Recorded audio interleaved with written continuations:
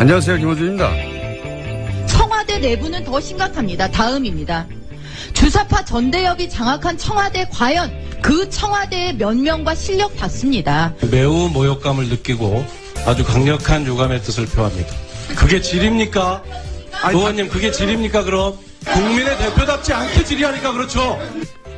어제 국감장에서 있었던 자유한국당 전희경 의원과 임종석 청와대 비서실장 간의 공방입니다.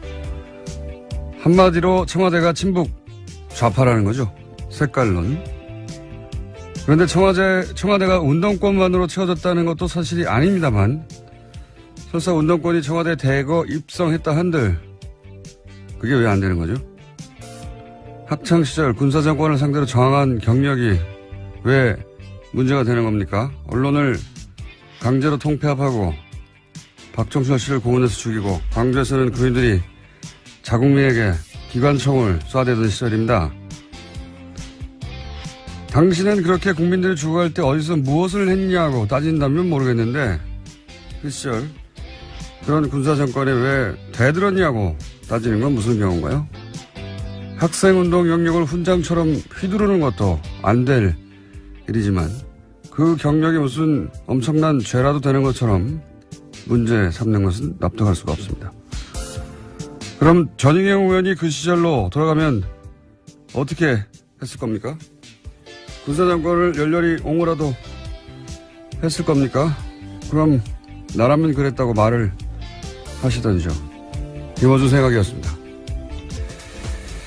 검색어가 올랐길래 제가 아침에 급히 오프닝을 하나 써봤는데, 전희경 의원은 자유경제원 사무총장 출신이죠. 네, 그렇죠. 전경련이 운영자금을 사실상 됐던 매우 엄청나게 친기업적인, 사실상 재벌들의 용병들이었다고 평가받은 것인데, 이들 다 했나요, 우리? 네, 했습니다. 그리고 지난 정권 내내 국정교과서에 대해서 아주 대놓고 찬성했던 그렇죠. 인사였는데요. 네, 국정교과서를 열렬히 지지했던 분이죠. 전사라는 표현까지 들었었습니다. 그때 김무성 의원한테요. 그렇죠. 최순실 게이트 사지고 나서 이제 이 단체는 사실상 휴업이에요. 왜냐하면 정경련이 구구단체 지원하는 게 논란이 돼가지고 여기도 자금 지원이 끊겼거든요. 그리고 나서 뉴라이트 성행위도 했고, 지구온난화도 부정하는 것이죠. 여기도. 더 재밌는 거는 이 자유경제원의 19대 때 새누리당조차 중도 좌파 90몇 명, 좌파 30몇 명, 우파가 한 명도 없다고. 굉장히 센 스탠스를 가지고. 오른쪽 끄트머리에 있는, 어떤 성향의 분인지 궁금해할 것 같아서 간단 정리해드렸습니다. 그러고 보면 좀 이해가지 않습니까? 끝에 있다 보니까 그렇구나. 근데 전 의원 자신이 누리고 있는 현재 이 발언의 자유, 상당 부분은 그 시절에 저항했던 학생들 덕이라는 걸. 앞서서 싸웠던 사람들이 있었기 때문에 가능했던 일인데요. 그 덕이라는 걸 알아야 할 텐데 인정할 리는 없겠지만요. 하여튼 어제 하루 종일 화제였습니다. 자, 첫 뉴스는요? 네, 박근혜 정부의 청와대가 국정원 특수활동비 5억 원 들여서 당내 경선 여론조사 했다라는 소식은 이미 전해드린 바가 있는데요. 이와 관련해서 어제 JTBC가 추가로 보도했습니다. 이렇게 이뤄진 여론조사가 100차례나 된다라는 건데요. 이 여론조사는 이른바 배신자로 낙인 찍혔던 유승민계 의원들의 지역구에서 집중적으로 이뤄졌습니다. 그러니까 청와대가 직접 이 지역에서 소위 진박 후보를 내서 경선을 통과할 수 있을지 없을지를 파악했다라는 겁니다. 선거 개입이죠. 이건 한마디로. 이게 이제 선거 개입이라 하더라도, 예를 들어 보수 진영을 위한 거였다라고 하면 그나마 좀 명분이 있을 텐데, 이거는 그런 것도 아닌 것이, 대구 경북에서는 어차피 새누리당 다 당선되거든요. 그런데 거기서 100번이나 여론조사를 했다는 것은 자기가 원하는 소위 이제 진박들을 골라서, 사람을 꽂아서 당선시키고 싶은 거잖아요. 자기 말 잘 듣는 사람 넣으려고 했다라는 거죠. 자기 말을 위해 쓴 돈인 겁니다, 이건. 네. 이건 뭐, 보수 진영이나 뭐, 이념이나 혹은 뭐, 새누리당이냐, 이게 아니에요. 그냥, 박근혜 말을 잘 듣냐, 안 듣냐. 자기한테 충성하냐, 안 하냐. 이건 선거 개입 중에서도 아주 가장 나쁜, 질 나쁜 선거 개입인데. 관련해서 다시 떠오른 녹취가 하나 있죠. 생각나요. 이거 당연히 보장하죠. 정선하라고 해도 우리가 다 만들지. 친박 브랜드. 친박이다. 대통령 사람이다. 아니 형이 일단 전화를 해. 빨리. 형 아니면 형 사단낸다니까 내가 별의별 걸 다 가지고 있다니까 형에 아마도 윤상현 의원의 이 멘트를 텍스트로만 보신 분들이 많을 텐데 요 내용이 딱 들어맞는 내용입니다. 다 두 가지죠. 하나는 진박들을 다 골라내고 그리고 요 여론조사에 대한 존재에 대해서 알고 있다는 것 같고요.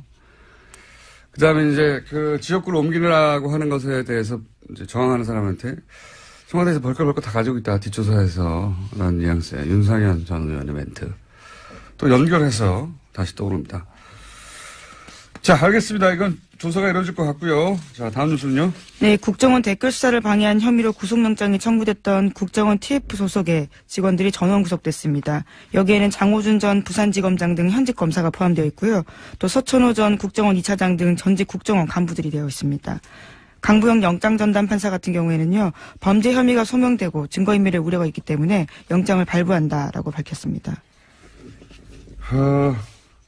이제 영장 기각되는 경우가 별로 없을 것 같아요. 지난번에 추명호 국장을 영장 기각했다가 네, 오히려 더 큰 사건이 터졌죠. 그 사건이 터지고 추명호 국장은 더 많은 혐의를 안고 구속됐죠. 결국 구속됐습니다. 예.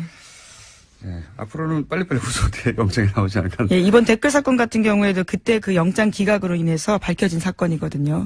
그래서 제가 당시 영장 실질심사 판사들에게 대해서 이렇게 여러 가지 비판적인 이야기를 한 것에 대해 사과드렸잖아요. 다시 한번 사과드리고요. 그런 큰 뜻이 있는 줄 제가 모르고 감사드립니다. 다음 순요.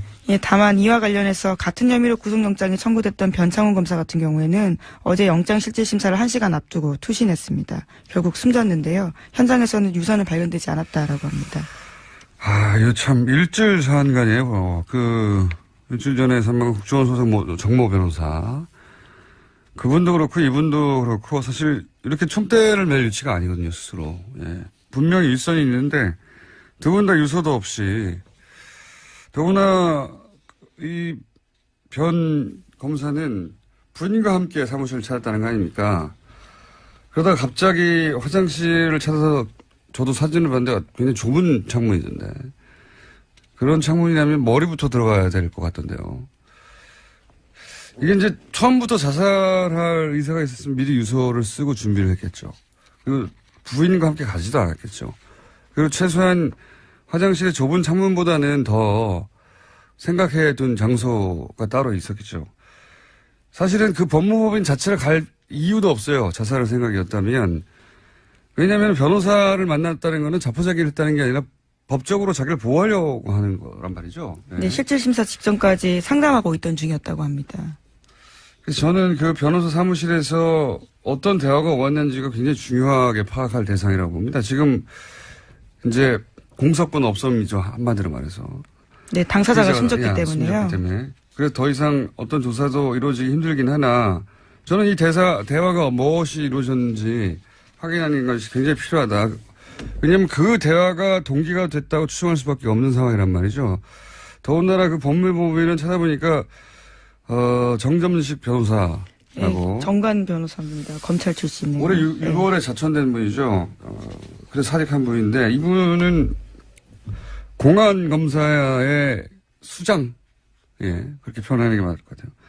공안검사의 수장, 우리나라 검찰의 수장이라고 할 만한 분이거든요. 그러니까 유호성 사건, NL 사건, 기타 우리가 생각하는 대표적인 공안 사건들 다 이분 손을 거쳤어요. 이분 작품이었는데 무슨 대화가 오갔느냐, 전 반드시 확인할 필요가 있을 것 같습니다. 굉장히 안타까운 일이네요, 이건. 네, 현재 정 변호사의 유족 같은 경우에도요, 장례를 거부하고 있는 상황이라고 합니다. 의심할 수밖에 없죠, 유가족 입장으로서는. 장소도 석연치 않고요. 사진을 봤더니 창문이 활짝 열리는, 이렇게 위아래로 왜 이렇게 제끼는 창문 있잖아요. 다 안 열리는, 반쯤 열리는. 빠져나가기 쉽지 않겠던데. 물론 그렇게 투신하고 싶은 어떤 충동을 느낀 사람에게 좁은 게 문제가 되지는 않겠지만, 굉장히 돌발적인 선택이었던 것 같고, 예. 자살이라 하더라도. 그냥 여기서 접집하고 들여다볼 대목이 많다고 봅니다. 이 자살 사건은. 그 앞 국정원 직원의 자살 사건도 들여다볼 대목이 저는 있다고 생각하는데, 국정원 사건만, 관련만 되면 이렇게 사망자가 많습니다. 참. 자, 다음 뉴스는요? 네, 관련해서 하나만 더 전해드리면요. 이제 남재준 국정원장이 이와 관련된 문건을 보고받았다라는 이야기도 나와서요. 내일 검찰에 소환되는데 관련된 수사가 여기까지 진행될 것으로 보입니다. 남재준 국정원장은 NLL 대화록부터 시작해서 사실 걸린 게 많습니다. 예.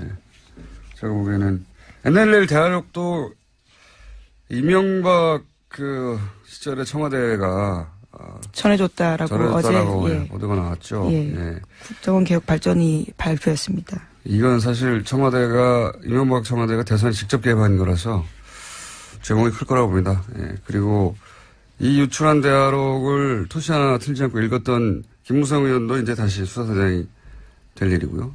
특히 이 대화록을 지난번에 한번 말씀드렸지만 수정했거든요. 예. 수정의 주체도 반드시 단죄 대상이다. 자, 다음 뉴스는요? 네, 5.18과 관련된 소식도 계속 전해드리고 있습니다. 이번에는 옛 광주 교도소에서 그동안 신군부가 시민군이 교도소를 습격했다 이렇게 주장해온 장소가 있는데요. 하지만 그것과 관련해서 피조 조사들을 보면 조작된 내용들이 많다라는 겁니다. 입원 중인 환자가 교도소를 습격했다라는 식의 내용이 있고요. 또 교도소 습격 사건 전담반을 꾸려서 관련 문서를 고친 정황들이 다수 나왔다라고 합니다. 왜 안 그랬겠어요? 네. 아니 구태타를 해서 정권도 뺐는데 이런 거 조작하는 거야 일도 아니었겠죠. 본격적으로 다시 들여다보기 시작했으니까 새로운 사실들이 많이 밝혀질 거라고 봅니다. 물론 엄청나게 많은 자료를 폐기하고 조작했겠지만 그래도 새로 나올 건 나올 거라고 봅니다. 저도. 자, 다음 순요. 오늘 좀 미니가 있거든요. 좀 빨리 가야 합니다. 예, 다스와 관련된 소식도 하나 더 있습니다. 어제 주진우 기자가 이야기를 하다가 다 못한 내용들인데요. 이번 주 시사인 보도입니다. 미국 수사기관이 이명박 전 대통령 주변에 수상한 자금 흐름을 포착해서 수사에 나섰다라고 하는데요. 이와 관련해서는 홍석현 전 중앙일보 회장의 해외 계좌도 발견됐다고 합니다. 저도 굉장히 예상 밖의 이름인가요? 예상 밖의 이름이죠. 예. 매우 예상 밖의. 왜냐하면 이제 미국 사법당국이 이명박 전 대통령 관련 계좌를 추적 중 그렇죠. 미국 이었다는 거죠. 엘라베마에 있는 다스 현지 법인에서 거액의 돈이 움직였기 때문에 이와 관련해서 수사했다라고. 왜 미국에서 이명박 전 대통령의 계좌를 추적한단 말이냐 이렇게 생각하시면 이상할 텐데 그게 아니라 미국에는 해외 부패 방지법이라고 FCP 생각이 안 나네요. 네, 그런 기관이 있습니다. FCP 하나 더 있어요. 예. 부패 방지 법안이 있어요. A겠네요. 예, 아무래도 때려잡으면 거기서는 미국 계좌를 통해서 어떤 부패 흔적이 있으면 미국 회사가 아니더라도 조사합니다. 굉장히 강력한 법안인데 제가 보기엔 여기에 망에 걸린 것 같고요. 예, 알리바마에 있던 공장에서. 그리고 그 추적 과정에서 이제 이명박 전 대통령과 관련이 있는 것으로 보이는 계좌를 특정했는데 쭉 가다 보니 이름이 홍석현 회장이 나왔다는 겁니다. 이건 주진우 기자가 홍 회장을 추적하다가 나온 게 아니고 이명박 전 대통령 계좌를 미국 사법 당국이 아마도 이 법에 의거해서 따라가다가 이름이 나왔는데 그 이름이 왜 나온지 저도 몰라요. 예. 근데 나온 걸 안 나왔다고 할 수는 없잖아요. 나왔어요. 네, 본인도 모르는 계좌라고 현재 부인하고 있는데요. 예. 아주 자세한 내용들은 이번 주 시사인에 실려 있습니다. 시사인 광고 그만하고요. 네, 아니 꼭 보십시오. 저도 왜 이름이 갑자기 등장했는지는 모르고 네. 주중에 기자도 이건 몰라요. 근데 여러 가지 가설이 있을 수는 있겠지만 그건 가설조차 말할 단계는 아닌 것 같고 아직. 분명한 건 뭐냐면 구체적 계좌, 금액, 예금주가 특정됐고 그 계좌는 이명박 전 대통령의 미국 내에서의 거대한 어떤 불법적 자금의 고리를 추적하다가 미국 사법당국이 발견한 걸 어렵게 주진우 기자가 확보했다는 겁니다. 예. 저도 처음 이거 듣고 굉장히 의아했어요. 예. 자, 트럼프 대통령 온다는 뉴스 있죠? 네, 예. 1박 2일로 옵니다. 예. 오늘 정오께 들어옵니다. 예, 온답니다. 예. 자, 오늘 여기까지 해야 될 것 같습니다. 왜냐면은, 뉴스 하나 더 하려고 하셨죠. 끝에. 아, 네, 트럼프 대통령이 지금 37%. 아니요, 그거 말고. 아, 예, 예. 또 있죠. 워낙 많았어요. 그중에서- 네, 지금 국민의당이 또 내용을 겪고 있는데요. 잠깐만요. 거기까지 내용을 예, 예. 겪고 있는데요. 왜냐하면 예, 내용을 겪는 당사자가 나오셨기 때문에. 네, 네. 그럼 전 여기까지 하고 들어가겠습니다. 네, 시사인의 김은지였습니다. 감사합니다. 예. 네, 수 대표가 자신을 비판한 중진의원에게 사실상 당을 나가라 뭐 이런 공방이 오가서 오늘 보도가 됐는데 당사자를 직접 모셨습니다. 국민의당 유성엽 의원 나오셨습니다. 안녕하십니까? 안녕하세요. 예. 전화로 하려고 했는데 직접 나오셔가지고 예. 매우 감사합니다. 사실 뭐 당사자를 좀 보고 이야기를 해야 되는데, 예. 좀 이렇게 또 당내 또 뭐 제 우물에 침뱉기격이 돼서 좀 거북살스러웠습니다만 또 이마저도 이렇게 보고 말씀을 나눠야 좀 정확할 것 같아서. 그렇습니다. 예. 나왔습니다. 예. 이게 이제 애초에 시작이 어떻게 된 겁니까? 이게 사실은 저도 우리 그 내부망이죠. 우리 거기에 가입되어 있는. 거기에다가 이제 어제 정읍에서 서울로 올라오면서. 아, 국민의당 의원들만 보는 내부 게시판 예, 같은 거기 거. 위원장들까지 예. 포함돼서 보는 방인데. 예. 그것이 왜 외부로 이렇게 유출돼가지고 오늘 아침에 제가 여기로 또 불려 나와야 되고 하는지 참 뭐 어떤 내용을 올리셨어요? 쉽게 말하면은 그동안의 당 일련의 운영하는 과정이 대단히 미숙하고 부족했다. 예.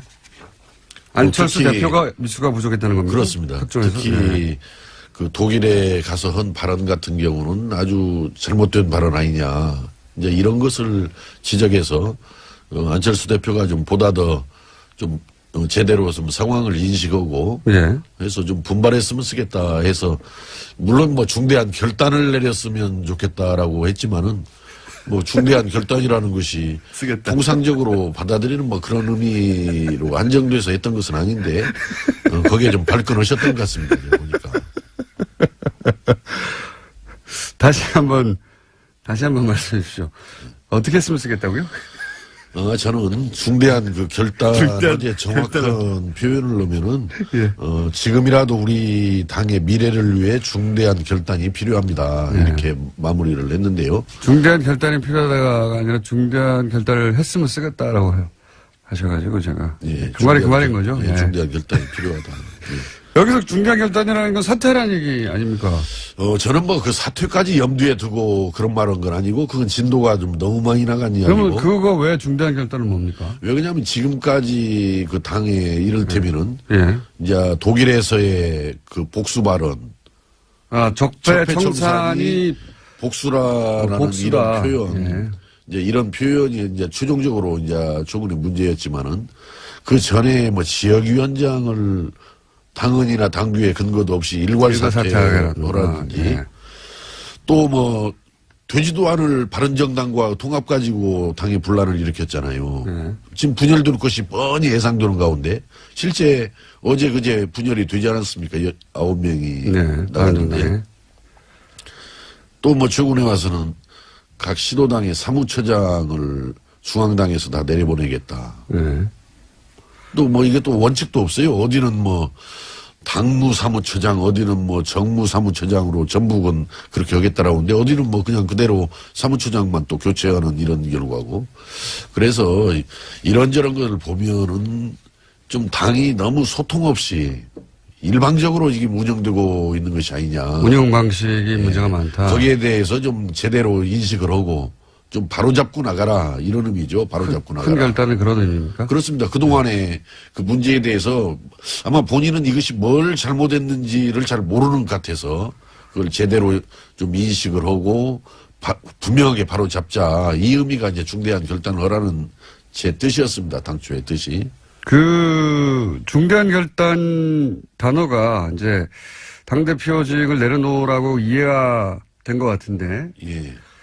그렇게 이해할 수밖에 없었을 거라고 저도 보는 것이 이제 보도된 그 쓰신 글을 보면 당대표 출마하는 것도 비정상이고 비정상으로 출마했는데 당선된 것도 당의 비정상이다. 예.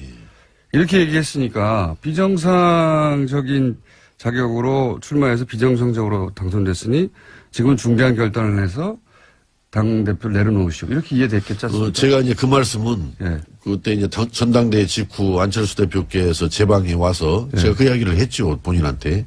출마한 것도 비정상이었고. 아, 그때 이게 사석에서 나눈 얘기입니까? 이거? 그렇습니다. 비정상적인 출마를 통해서 당선된 것도 이 당이 비정상적이라는 거다. 그러니까 이 비정상적인 당을 정말 제대로 바로잡으려면은 엄청나게 어려운 일이다. 그렇기 때문에 정말 좀 잘해주었으면 좋겠다. 이제 이런 뜻으로 이야기를 드렸던 아, 겁니다. 그때는 그렇게 말씀하신 거예요? 그럼요. 아, 사석에서 했던 얘기를 연장선상에서 이제 이런 얘기를 하신 거네요, 말하자면. 그때 이제 전당대회 직후에 이제 제 방에 왔을 때 이제 그런 이야기를 제가 했는데. 지금 비정상적인 상황이니 잘해달라라는 잘해달라. 이거 굉장히 어려운 일이다. 중요한 과제다. 뒷부분이 있군요. 그래서 여기서 중대한 결단이라는 것은 거기에 대한 인식을 다시 해달라라는 이야기예요. 근데 지금 상황에서 안 대표가 지지율도 당 지지율이 올라가지도 않고 그런 상황에서 이제 이런 말을 하니까 당대표 그만두라는 얘기로 이해가 되는 거는 좀 자연스러운 것 같습니다. 실제 실제 뭐 거기까지 제가 뜻을 둔 것은 분명히 아닙니다만은. 네, 이제는 뭐 그렇게 뭐 받아들이는 것도 또 뭐 그건 받아들이는 사람들의 판단이겠다 싶습니다. 예. 지금은요. 이제 이런 공방이 있고 나서 거꾸로 안 대표가 그러면 당신이 저는 나가라. 당신이 사실은 나가라. 당시 제가 어제 아침에 그 올릴 때만 해도 뭐 사퇴 이런 의미로 제가 받아들였던 것은 염두에 두었던 것은 아닌데. 사퇴하라고 한 것은 아닌데 거꾸로 되돌아온 건 당신이 나가시오. 저보다 네. 당에 있기가 불편하면 나가라라는 이야기를 듣고 경악을 했습니다. 이게 개인 회사의 사장도 종업원 그렇게 내치는 거 아닙니다. 그것은. 그런데 이건 지금 안철수 사당이 아니고 안철수 공당 아닙니까? 아니 국민의당이 안철수 사당이 아니고 공당 아닙니까? 예. 그 어떻게 공당의 대표가 그 소속 당원 더구나 현역 의원인 당원을 불편하면 나가라. 이렇게 말하는 것은 여전히 본인이 뭘 지금 잘못 인식하고 있고 어떻게 당을 잘못 이끌어 왔는지를 모르고 있는 거예요. 이 부분이. 그래서 참 저는 이것은 경악스러운 일이고 대단히 잘못된 일이다. 이렇게 생각을 하는 겁니다. 거기에 그치지 않고 이제 방송에 나오셔서 이제 나가라고 하는 것에서 반론도 하셨으니까 안철수 대표도 당신이 먼저 나가라고 한 거 아니냐, 나보고 그만두라고 한 거 아니냐, 이렇게 말하지 않을까요? 글쎄, 당대표가, 그렇게 나오는 것은 바람직한 일은 아니고, 어떻든 저는 이 국민의당을 좀 잘 살려서 제3당을 만들어준 국민들 여망을 실현해내자. 저는 예전부터 우리 국민의당이 의석수가 당초 총선 때 38석, 지금 뭐 우여곡절을 겪어서 현재 40석입니다만은 작지만 단단한 당으로 가야만이 국민의당이 우리 정치 발전을 위해서나 대한민국 발전을 위해서 역할을 할 수 있는 것이다. 이렇게 되기 때문에 보다 더 좀 자기 중심적으로만 이렇게 움직이지 말고 좀 소통을 제대로 해가면서 당의 뜻을 한 군데로 잘 모아서 요구받는 기대받는 그런 역할을 좀 해줬으면 좋겠다라는 소망을 갖고 있는 것입니다. 안 대표가 사실은 대표가 되고 나서 2달 이내에 당의 지지율이 올라가지 않으면 어렵다라는 얘기를 했었는데. 그거야 누구나 출마할 때는 내가 되어서 당 지지율 올리고 살리겠다라고 그러는데 저는 지지율 그대로 떨어지거나 다 보였다라고 그래서 물러나라는 거 아닙니다. 당대표 하나한테만 달려있는 건 아니거든요. 그렇죠. 그 책임이 당에 대한 지지율이. 있는 건 아니죠. 그렇기 때문인데. 그러니까 그거하고는 상관없다는 얘기죠. 예, 저는 어제 회신 내용 중에서도 분명히 독일에서 서로들 때려잡느라고 정신들이 없다. 네. 또 복수하려고 정권을 참여하라고 예. 이야기를 해서 적폐청산을 지금 복수라는 걸로 받고 때려잡는 걸로 그렇게 어떻든 이야기를 했단 말이죠. 물론 취지야 미래를 위해서 기술혁명을 열심히 해나가야지 그렇게 싸워서 되겠냐라는 뜻이었겠지만은 그러면은 그걸 해명을 제대로 해야지 정치 기술로서의 적폐청산을 반대했던 것이지 적폐청산 자체를 반대한 건 아니다라고 이렇게 이야기를 한단 말이에요. 이건 우리 국민들 보고 또는 우리 당원들 보고 너희들이 좀 잘 알아서 나를 그렇게 이해해 줘야지 차라리 좀 거기 가서 미래를 강조하다 보니까 기술혁명을 강조하다 보니까 좀 말이 잘 못 나갔다. 좀 오해가 들 수 있게끔 나간 점에 대해서 내가 분명히 사과하고 바로잡겠다. 이게 당당하고 떳떳한 태도지 적폐청산을 정치 기술로서의 적폐청산을 반대했던 것이다. 이렇게 변명하고 나오는 것은 저는 솔직하지 못한 태도고 바람직하지 못한 태도라고 생각합니다. 안철수 대표는 지금 그러면 당대표로서 국민의당을 이끌 만한 역량이 안 됩니까? 저는 자격이 아직은 부족하다고 생각합니다. 관두란 얘기잖아요. 본인이 더 분발해야죠. 그러니까 더 분발해야 되죠. 예. 특히 뭐가 부족합니까? 무엇보다도 좀 사람들과 충분히 소통하면서 결정을 해야 되잖아요. 예를 들어서 지역위원장 일괄 사퇴라느니 당헌 당규에도 근거가 없는 부분을 하려면은 적어도 의총 속에서라도 아니면은 뭐 뭔가 최고회의를 열어서라든가 뭔가 충분히 논의를 해서 결정을 하고 이렇게 합의에 기초해서 추진을 해본다라든지 또 바른정당과 통합 문제 얼마나 중요한 문제입니까 이 문제가. 그 말씀을 하셨고 그러면 그래서 지금 그렇게 생각하는 의원들이 당내에 많습니까? 뭐 저는 뭐 일일이 지금 아직까지 국정감사하느라고 대화를 해보지 않았습니다만은 뭐 저는 평소에 상식적인 선에서 항상 생각을 한다라고 생각을 하기 때문에 아마 저와 같은 생각을 하는 의원들도 다수지 않겠는가 이렇게 생각을 하는데 아직 세보지를 않아서 모르겠습니다. 그 문제. 세보시면 꼭 저희한테 알려주시고요. 참 걱정입니다. 근데 이제 이렇게 안철수 대표와 생각이 같은 분들도 당내에 있겠지만 생각이 이렇게 완전히 다른 분들 당내에 그런 뭐 여러 가지 노선이 있는 거는 상관이 없는데 이건 노선의 문제가 아니라 당신 자격이 안 되라고 하는 거는 좀 다르지 않습니까? 예. 우린 일로 가야 돼 혹은 절로 가야 돼 뭐 이념적 노선이 다르거나 하는 건 모르겠는데 이렇게 역량 자체가 안 된다라고 하는 건 좀 다른 이야기인 것 같은데 그렇게 생각하는 분들이 당내에 많으면 당대표와 같이 하기 어려울 수도 있지 않습니까? 이제 어제 우리 그 안철수 대표께서 이런 말씀을 했어요. 그 본인을 공격하는 사람들 중에서는 비정상의 언급들 속에서는 늘 전가의 보도처럼 호남민심이 동원된다라고 그랬는데 저는 어제 제가 올린 글에 호남민심이란 말을 언급한 바는 없습니다만은 저는 이렇게 호남민심을 지금 안철수 대표가 이렇게 걸어놓는 의미는 이건 지금 부정적인 의미로 지금 이렇게 이야기를 하는 건데 호남이라는 것은 여든 야든 대한민국은 어떻든 지역구도 정치 속에서 영남 패권주의의 피해자들입니다. 호남은. 네, 상당 기간 그랬죠. 피해자들이죠. 사실은. 네. 소외받고 차별받고 하는 것이 호남이 피해자들인데 지난 총선에서 38석이라는 의석을 만들어준 데가 저는 호남이라고 생각합니다. 예. 그렇죠. 그러니까 그건 사실입니다. 호남에 대해서 고마워하지는 못할망정 자꾸 왜 호남을 부담스러워하고 호남을 폄하하냐 이게. 38석 된 것까지는 좋은데 이제 예. 호남의 지역 정당이라고 하는 건 자기 자신의 발목을 잡는다 이렇게 생각하는 거겠죠. 그건 아무래도. 배은망덕한 태도라고 생각을 해요. 호남을 단단하게 자기 지지로 끌고 가면서 더 외연을 확장해 가야지. 그 불쌍한 어찌 보면 호남 아닙니까 사실은. 영남 패권주의에서 지금까지 차별받고 소외받은. 그러니까 이 호남에 대한 인식도 저는 생각을 좀 바꿔줘야지. 알겠습니다. 의원님, 오늘은 하실 말씀을 하신 것 같은데 사실은 안철수 대표가 같이 나와서 여기에 대해서 해명하거나 했으면 좋겠지만 안철수 대표는 저희 방송에 안 나오시는지라. 그러니까 이제 본인 당사자와 더 대화를 해야 될 일입니다. 예. 자, 요 사안은요, 진행은 알겠습니다. 그리고 안철수 대표가 아마도 의원님께서 나가라는 건 아니었지만, 예, 이렇게 나오는 이상 자격이 확실히 없다라고 이제 발언을 하셨으니까 또 답이 있겠죠, 아마도? 이제 오늘 들어오신다라고 하니까 네. 당내에서 충분한 아마 논의들이 있어야죠, 당연히. 답이 있으면 다시 한번 저희가 예. 그 답에 대한 답을 의원님한테 제가 직접 들어보겠습니다. 그리고 이번 기회에 좀 알아봐 주십시오. 의원님과 비슷한 생각을 가지신 국민당 내 숫자가 얼마나 되는지.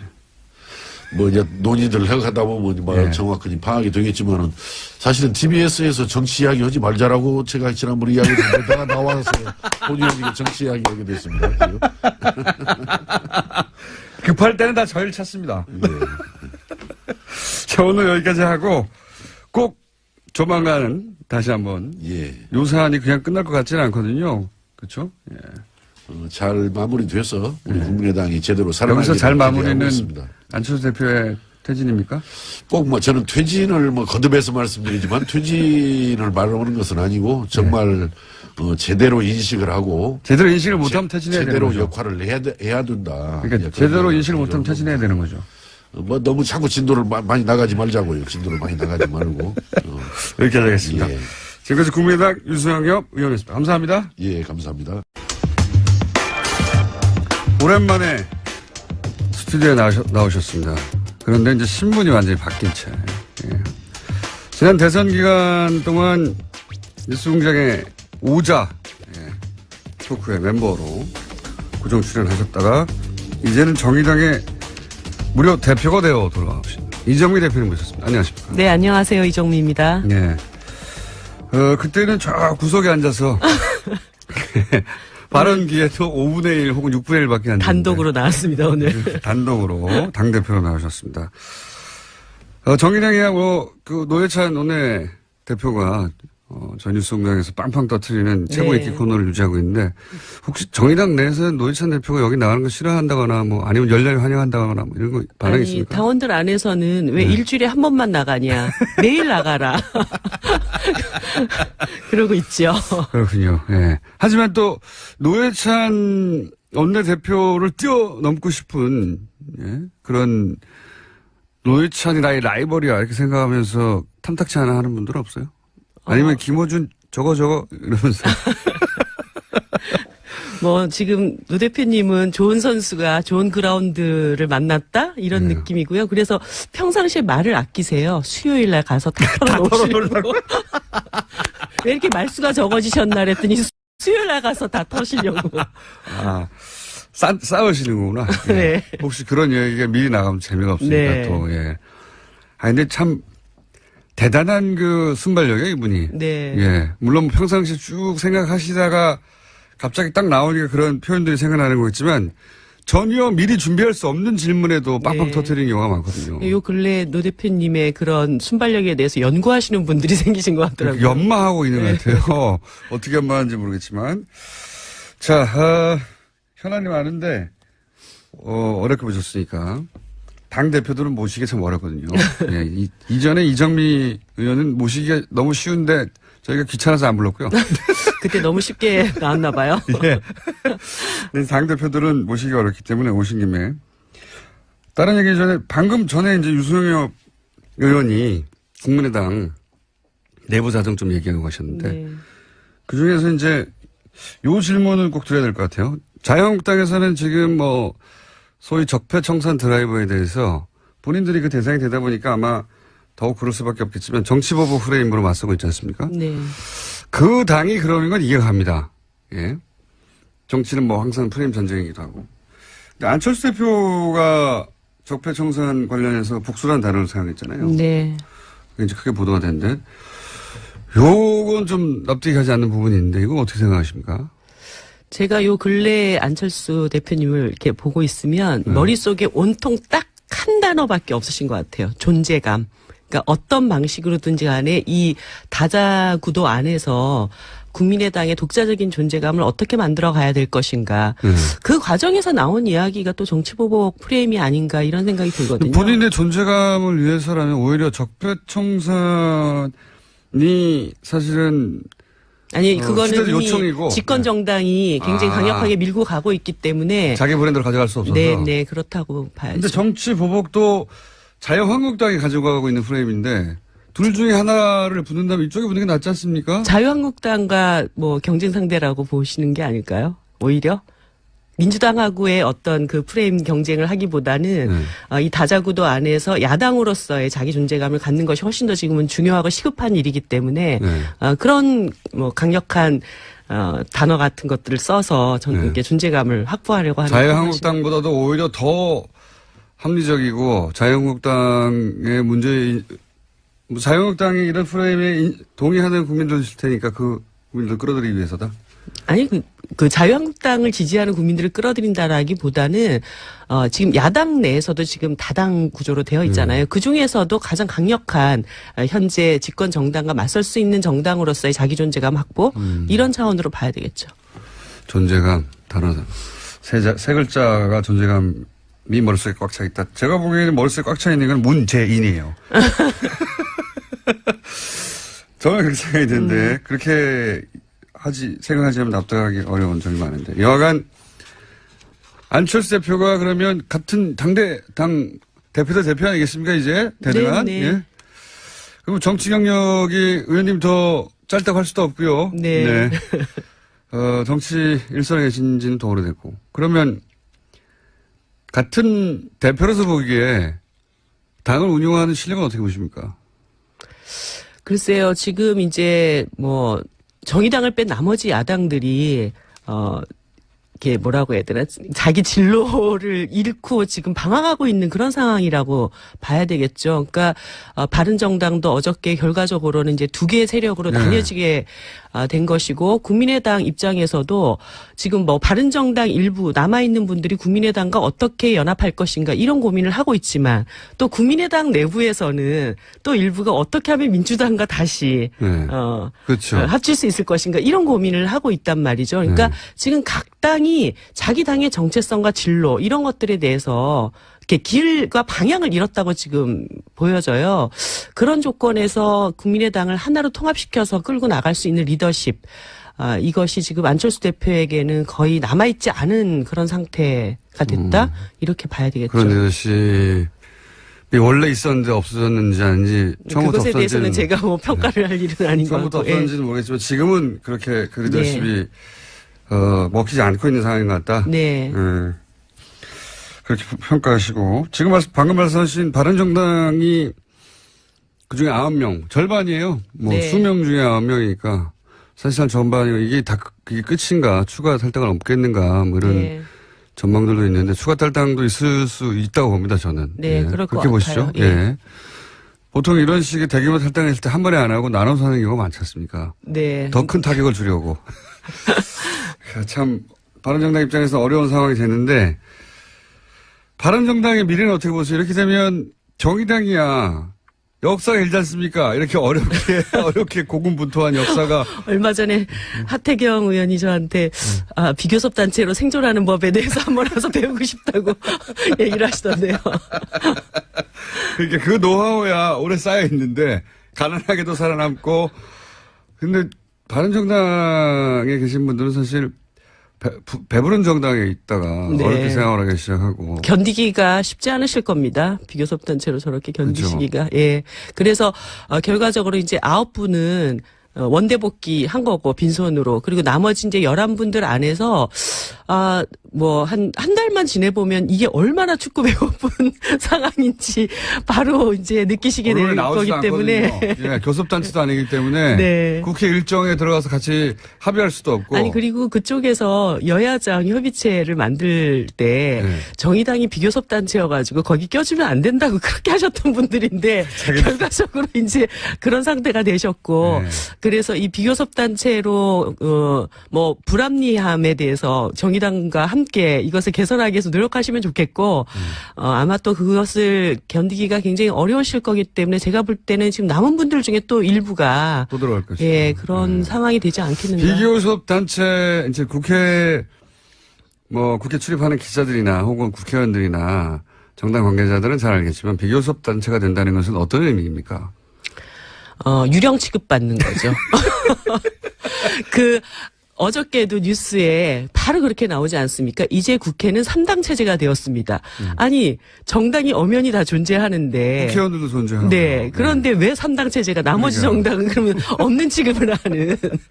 바른정당도 이미 4당이 아니라 3당. 이제 사라져버리는 거죠. 예. 비교섭 단체가 되면 국회 관련된 모든 일정의 논의 대상이 안 되는 거죠. 네, 그렇습니다. 다 결정할 테니 거기 따라와. 이렇게 되는 거고. 네. 예. 국회의원이 19명이어도 그러는 겁니다. 네. 그렇죠? 거의 그래서 이게 정말 피를 철철 흘리면서 싸워야 되는 그런. 그러니까요. 예. 그러면 정당으로서 아젠다를 세우고 국회 내에서 싸우기도 어렵고요. 네. 예. 불가능하죠, 사실은. 예. 그런데 또 그런 유령 취급을 당하는 가운데서도 존재감을 확보하면서 열심히 잘 싸우는 노하우는 정의당이 또 차근차근 쌓아왔기 때문에. 심상정 전 대표나 노회찬 대표 같이 그런 가운데서도 싸워서 자기 존재감을 드러내고 아젠다를 국민들에게 인식시키는 분도 있는데, 바른정당에 계신 분들 그걸 과연 할 수 있을까? 걱정이라기보다는 어렵지 않겠나는 전망들이 있는 거죠. 예. 그래도 용기를 가지라고 말씀드리고 싶네요.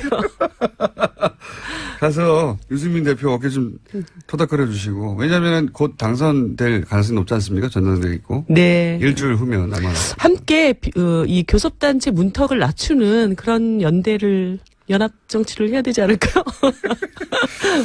이건 어떻게 보십니까? 어제 오랜만에 나오셨기 때문에 급하게 짝짝 여러 가지 여쭤보고 싶습니다. 어제 국감장에서 이제 자유한국당 전희경 의원이 임종석 비서실장한테 뭐 전대협, 뭐 네. 주사파 이런 얘기, 정말 군사정권 시절부터 만들어진 용어들이. 네, 아주 오랜만에 들어보는 얘기여서 깜짝 놀랐어요. 야, 이거 정말 오랜만이다. 네. 이렇게 생각이 들었는데 이 공방에 대해서는 어떻게 보십니까? 뭐 지금 결과적으로 자유한국당이 복고주의로 가는구나. 하다 결국 방법이 없으니까 옛날 방법을 다시 쓰는 수밖에 없다. 이런 판단하지 않았을까요? 뭡니까 그 용어? 레트로. 네. 레트로 파티입니까? 네. 복고정당. 그런 정도로 평가할 이상의 의미는 별로 네, 없다고 보시는 네. 거죠. 네. 방법이 이것저것 다 안 통하니까. 근데 참 그렇게 말이 안 되는 얘기를 조단조단 참 말 잘하시는 것도 정말 제주시라는 생각이 들었어요. 그걸 그렇게 또 기계적으로 양쪽 다 주장을 보도하는 것도 대단히 불만입니다. 네. 이게 언제적 얘기인데요. 그걸 들고 와서 마치 대등한 공방이처럼 보도하는 게 저는 불공평한 보도라고 보는데. 예, 어쨌든 그런 것도 있었고. 트럼프 공개서한 보내셨잖아요. 뭐라고 네. 보내셨습니까? 이번에 이제 오시는데 사실 손님이 오시면 굉장히 기쁘게 맞이해야 되잖아요. 네. 그런데 여러 가지 너무 걱정이 많이 되는 거예요. 네. 거기에다가 얼마 전에 또 홍준표 자유한국당 대표께서 방미하셔가지고 남한에다 전술핵을 배치를 네. 해야 되고 그게 안 되면 우리가 독재적으로 핵무기라도 갖겠어 막 이렇게 네. 얘기를 하고 오셨기 때문에 혹시라도 트럼프 대통령이 오시면서 이게 대한민국에는 좀 이상한 생각을 가진 사람들만 있을까봐 그렇게 그렇지 않다. 생각할까 봐. 그렇지 않다. 대한민국 국민들의 목소리를 정확하게 들으시라. 그래서 지금 북한의 핵미사일 문제나 이런 문제들을 해결하는 데는 전쟁 수단이 아닌 반드시 평화적 수단으로 이 문제를 해결해야 된다라는 원칙 이것을 좀 분명하게 천명을 했습니다. 이거는 정의당의 당대표로 공개서한을 보내신 거죠? 네, 그렇습니다. 네. 그런 취지로 서한을 보냈다고 답장은 없죠? 뭐 어저께 보냈으니까 답장 쓸 시간이 있었을까요? 기다리고 있겠습니다. 있어도 답장할 양반은 아니라고 합니다만. 또 하나 저희가 모신 이유 중에 하나. 죄송합니다. 지금 욕심이 많아서 여러 가지 여쭤봅니다. 낙태법 개정. 이 청와대 홈페이지에서도 20만 명 이상이 청원을 해서 청와대에서도 공식 입장을 낼 수밖에 없는 상황이다. 네. 여기까지는 갔는데 정의당에서는 오래전부터 주장하던 거죠. 네, 그렇습니다. 예. 간략하게 이게 왜 개정돼야 하는지를 정의당은 왜 이 문제를 당 차원에서 추진하는지 개정을 말씀해 주십시오. 이 낙태죄 관련해 가지고 우리가 전제해야 될 것이 있는데요. 어떤 여성도 낙태를 원하지 않습니다. 그렇겠죠. 네. 당연히. 그렇기 때문에 낙태를 처벌하지 않으면 자기 몸이 마치 상하면서 하는 건데요. 네, 뭐 낙태가 뭐 엄청나게 많아질 것이다 이렇게 생각하는 것은 상당한 잘못된 인식이라고 남자들의 보고요. 착각이거나 네. 모르니까요. 남자들은 네. 그 대목은. 그러니까 여성들이 굉장한 정신적, 육체적 고통을 감내하면서까지도 네. 이 임신 중절이라는 것을 선택할 수밖에 없는 그런 상황들. 사회 경제적인 이유가 있습니다.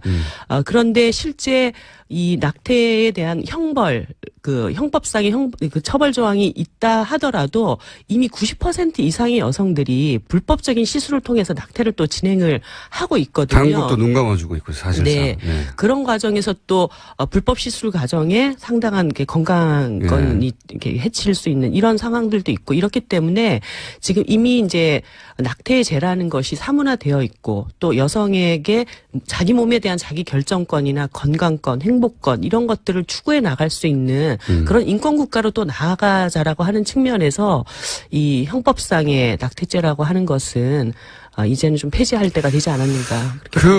저희가 일요일부터 함께한 여론조사에서도 2년 전과는 다르게 찬성이 훨씬 높게 나왔어요. 7년 전 여론조사와 네. 지금 여론조사가 완전히 딱 그렇죠. 정반대로 뒤집혀진 시대 정신이 바뀐 거죠. 네. 네, 그런 인식을 가진 분들이 많고.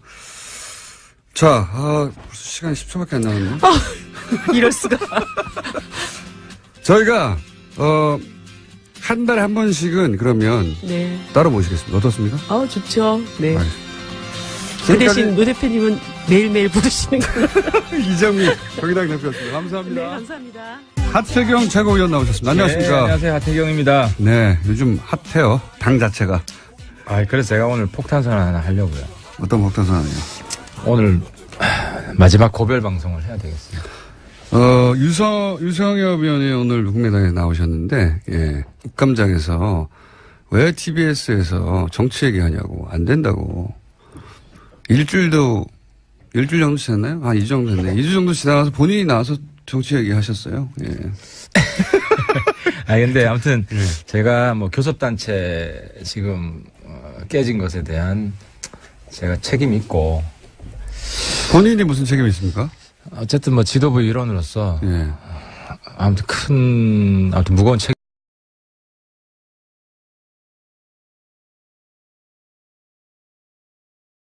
책임을 느끼고 있고, 그리고 이 프로의 어떤 하태하태 유쾌함을 예.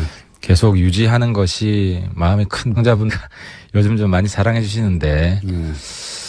그럼 이번 마음이 아픕니다만은. 이번 주는 더 이상 하태경 방송이 이거 하나밖에 없다는 거죠? 예. 자, 그런 심정이시라고 합니다. 예, 이제 방송을 하는 게 맞는가, 이런 생각을 하시고, 아마 이 방송. 그래도 오늘 할 이야기는 다 하고 가겠습니다. 네, 그 기분 충분히 했고, 다음 주 다시 나오실 겁니다, 아마. 자, 웃는 건 제가 하고 그러면, 할 말이 많으실 것 같은데, 9명이면 예상했던 숫자보다는 좀 많습니다. 그죠? 저는 한 7명 정도로 막을 수 있지 않을까 생각했는데, 막판에 한 2분 더. 막판에 2분 합류하신 분은 누군가요? 뭐 저희들이랑 인간적으로 좀 친한 분들이 있습니다. 그동안 이야기를 잘 나누고 허심탄회 예, 굉장히 정말 형제같이 예, 같은 정치인이라고. 설마 이렇게까지 얘기하고 가겠는가 하는 분들. 예. 그러니까 정치가 인간에 보다 더 위에 있다. 근데 그건 또 사실 뭐 맞는 이야기긴 하죠. 공적인 게 사적인 것보다 위에 있어야 되는데 이게 공적인 거라기보다는 이번에 보니까 아무튼 보수가 마음은 갈대고 몸은 철새다.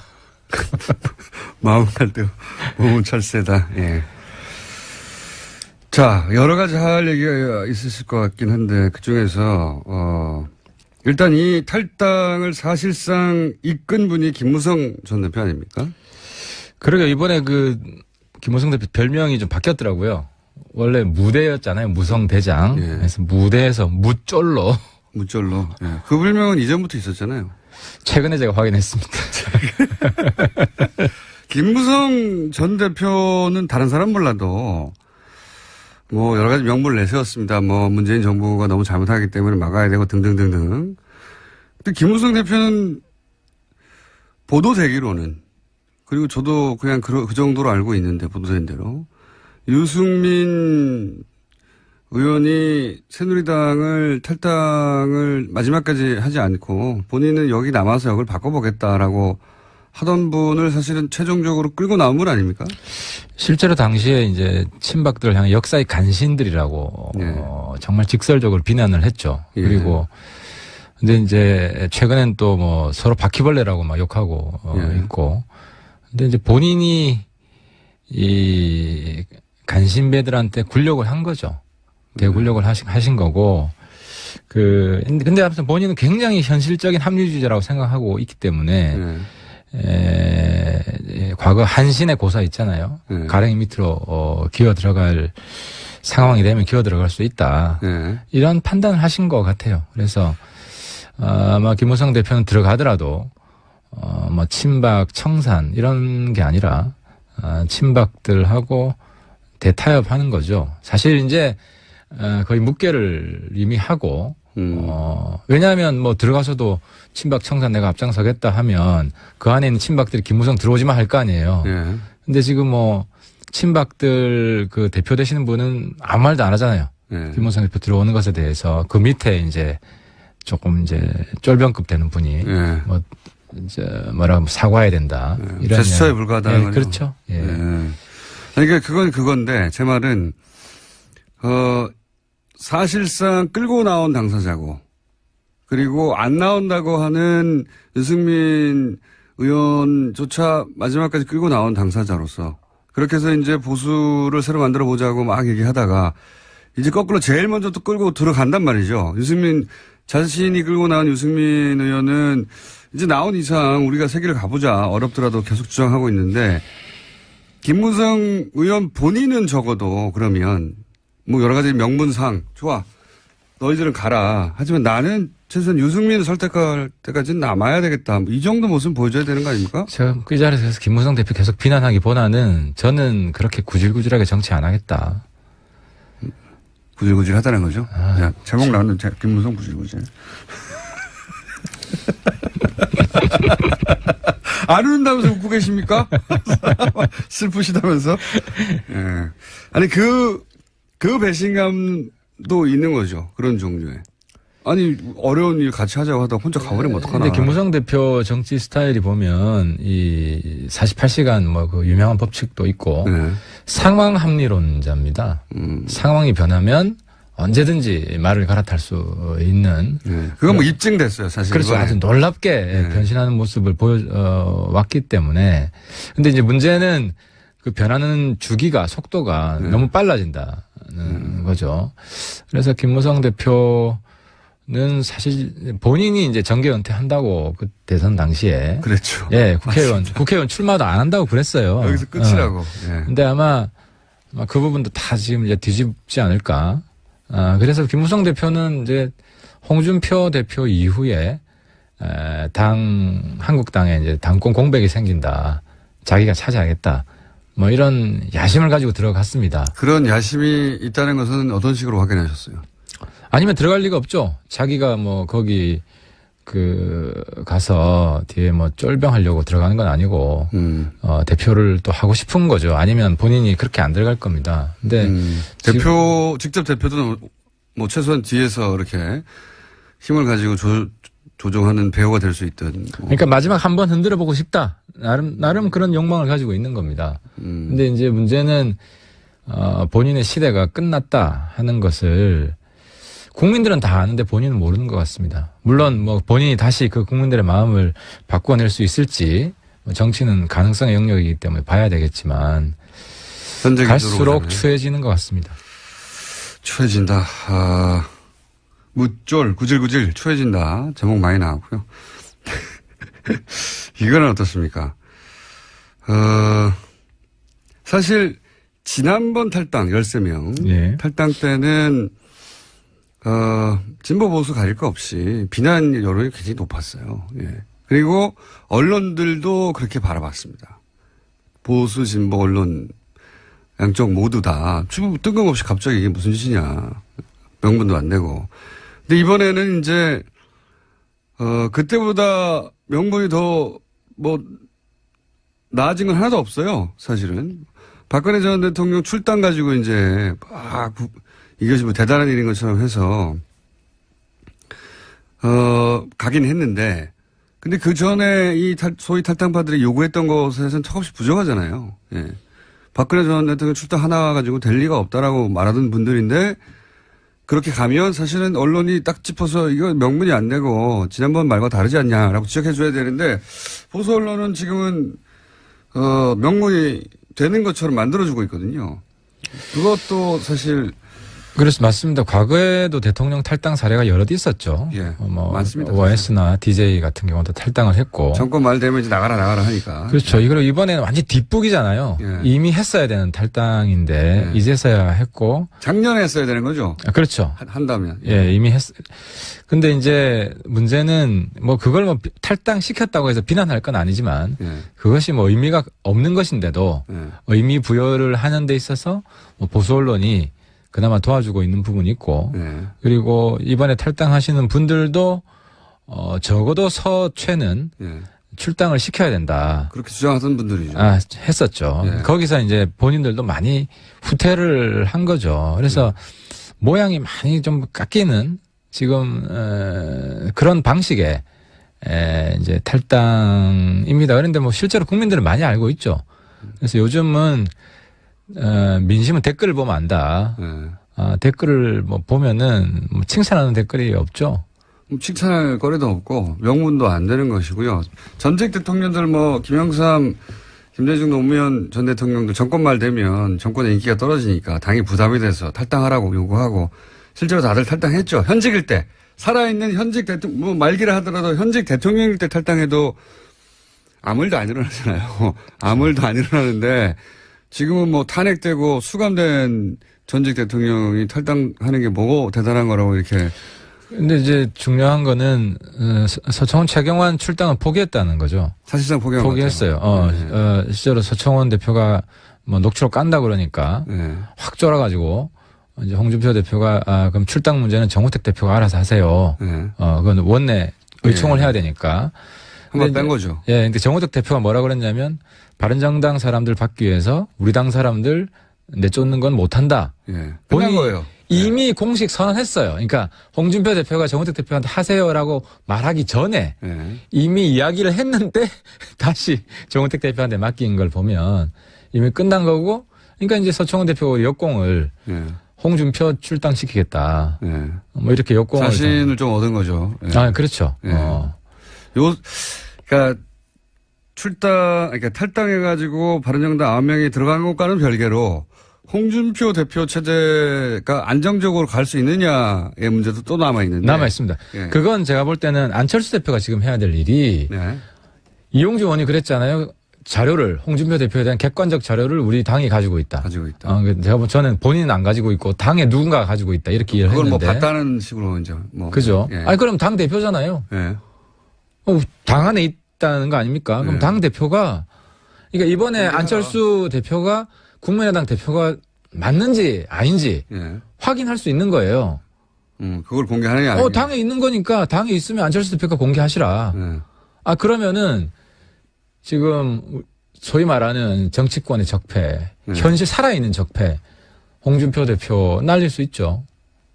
홍준표 대표가 살아있는 적폐로 이제. 이제 뭐 끝장이야, 끝장. 그러니까 이제 보수 언론이 사실은 보수 지지층에게 이 정도면 명분이 되니까 봐주자라고 하는 뉘앙스를 깔고 보도를 하는 거죠. 공격하지 않는 자체가. 이제 거기서 핵심이 홍준표 대표, 홍 대표를 개혁 보수 반열에 올리는 시도인 거죠. 그 박근혜 대표를 출당시키는 게 상당한 개혁이다. 이제 우리 당내에서도 논란이 있었어요. 논란이 있었고, 그러니까 이제 저가 대표적이죠. 뭐 서청원이나 홍준표나 똑같은 썩은 보수다. 홍준표 50보고 서청원 100보다 뭔 큰 차이가 있느냐. 실제로 우리 뭐 의총에서도 그런 논란이 있었어요. 홍준표 대표한테 탈당파들은 홍 대표한테 힘을 실어줘야 된다. 탈당파들은. 뭐 한국당 안에서 개혁을 하려고 그런다. 그걸 원하겠죠, 홍 대표도. 그렇게 해주고 그렇게 포장하고 싶은 거죠. 홍 대표를 엄청난 개혁가로 포장을 해야 본인들의 탈당이 합리화되는 것이고. 그건 뭐 맞습니다. 근데 이제 이거는 저는 연내로 홍 대표가 똑같은 썩은 보수다라는 게 저는 확인될 거라고 봅니다. 지금 홍 대표를 흔들기도 쉽진 않아요, 사실은. 그런 뭐 자본들이 많이 나오긴 하는데, 뭐 권한 정지 얘기도 나오고 친박 쪽에서. 근데 친박 쪽이 그렇다고 지금 힘을 막 낼 만한 상황도 안 되지 않습니까? 친박도 사실 제스처라고 봐야죠. 저는 서청원 대표가 공개하진 않을 거라고 봅니다. 왜냐하면은. 그래서 이제 국민의당에서. 홍준표 대표도 카드가 있거든요. 한 번 먹은 놈이 계속 먹는다 이 말은 서청원 대표를 향해서 했는데 그 말은 나도 깔 거 있다는 거예요. 그 행간을 읽어보면. 서로 협박 중이에요. 서로 협박 중인 거죠. 그래서 제3자가 나와서. 그래서 저는 국민의당이 가지고 있다면 국민의당이 공개해서 이 판을 정리해 줄 수 있다. 근데 보통 이렇게 녹취록 공방에서 제3자가 녹취록을 까는 경우가 별로 없거든요. 싸움 구경 즐겁게 하고 최대한 서로 박치게 하라고 내버려 두지. 근데 어쨌든 이용주 의원은 본인의 말에 책임을 져야죠. 사실 뭐 국감장에서 했던 이야기, 일부러 국감장에서 했던 것 같아요. 그걸 노리고. 그렇겠죠. 보도될. 면책 특권이 있으니까. 그리고 보도될 가능성이 100%니까요. 그때 얘기하면. 어제 엘리베이터에서 만났는데 절 보는 게 씩 웃고 가더라고요. 내가. 죽가? 그런 얘기는 안 해요? 엘리베이터 여러 분 있어가지고 내가 물어보진 않았는데. 씩 웃으니까 물어보시죠. 아니, 나한테는 없어. 이거 아니겠어요? 있어도 없다고 하겠죠. 거꾸로 이게 유승민 의원의 기회가 될 거라고 하는 시각도 없는 건 아닙니다. 물론 기회가 그 됩니다. 기회가 오래 버텨야 올 거라고들 얘기하죠. 기회가 되는데 두 가지가 필요합니다. 하나는 이제 유승민 대표한테 간곡하게 욕을 했는데 당대표를 나한테 달라.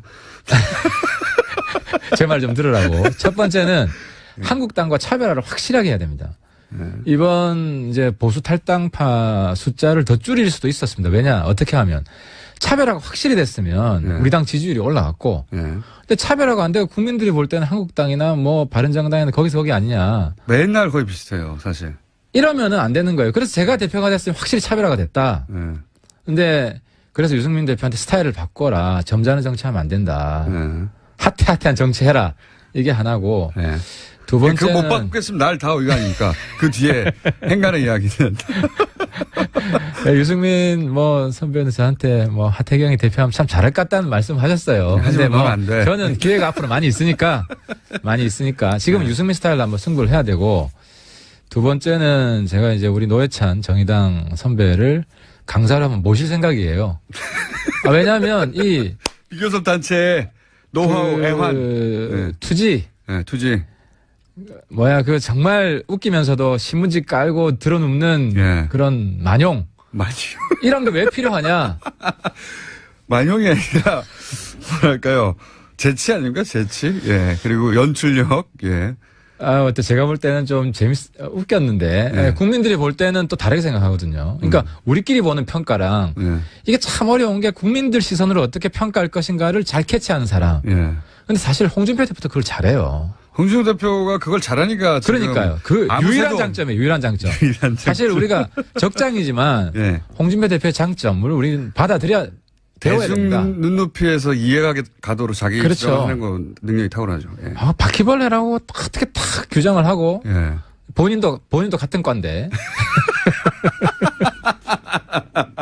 홍준표 대표가 대중 눈높이 맞추는 거 아주 잘합니다. 그렇습니다. 그래서 그다음에 노회찬 대표도 모시고 노회찬 대표도 마찬가지고 대중 눈높이에서 딱딱 귀에 꽂히게. 이제 우리 당 의원들이 체질 개선해야 됩니다.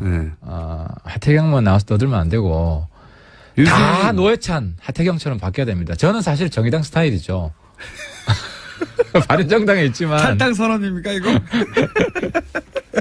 정의당과 교섭단체는 쉽지 않습니다만 아무튼 그 투지를 배워야 됩니다. 광야에서 살아남는 법을 배워야 됩니다. 그거 절실하다고 봅니다. 이정미 대표가 안 그래도 2부에 나오셨다 갔는데 비교섭단체는 유령 취급을 갖는다. 그게 이제 견디기 힘들 것이다. 와서 강의 좀 받으라. 그 얘기 안 그래도 하긴 했습니다. 우린 매일 정동강 가야죠. 이제 기자분들이 왔는데 이제는 우리가 기자분들 찾아가면 돼요. 맞습니다. 그런 자세의 변화가 있으면 바른정당 회생할 수 있다고 봅니다. 지금 11명인데 그 11명 중에도 또 추가 탈당 있지 않겠습니까? 사실 우리 이 20명 의원이 인간적으로 굉장히 끈끈했습니다. 그렇겠죠. 힘든 시간을 같이 버텨왔고 그래서 이제 마지막까지도 제가 정말 마음이 아팠던 게 전당대회 연기 좀 하자. 그러면 한 달이라도 안 나간다고 하지 않느냐. 그럼 먼저 나갔겠죠. 그래서 그분들이 몇 분 계셨어요. 계셨는데 제가 눈물을 머금고 한 달 연기하게 되면 탈당하는 시점은 미룰 수 있겠지만 우리 당에 영원히 죽는다. 국민 앞에 같이 한 약속인데 아무런 명분이 없지 않냐. 연기할 명분이. 그리고 실제로 남지사가 합당 전당대회 요구를 했는데 통합전당대회 한국당하고 홍준표 대표가 그 다다음 날 그 꼼수다. 안 한다. 그리고 남경필 복당도 없다. 그렇게 그냥 이런자에 거절을 했습니다. 이런 상황이기 때문에 명분을 찾을 수가 없어요. 저도 최대한 성의껏 명분만 있으면 나도 해줄 수 있다. 우리 동지들 그렇게 간절하게 같이 있고자 한다면.